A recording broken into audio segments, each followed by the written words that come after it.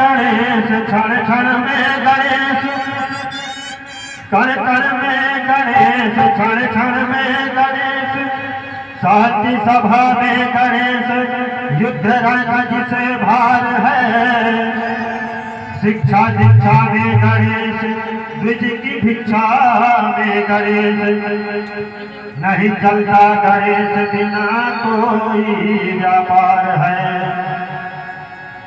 तो 3 लोक 14 भुवन जाकी विनती करत रहे, ऐसे गौरी सुत को बारंबार नमस्कार है। शिव का विवाह भी अधूरा रहता तेरे बिना, तो लिखे रमेश तेरी महिमा अपार है। कहते हैं कि भगवान शिव का जब विवाह हुआ था तो गणेश भगवान की पूजा से ही सब कुछ हुआ था, ये उनकी लीला है। आइए सुनते हैं गणेशोत्सव के भगवान गणेश का भजन।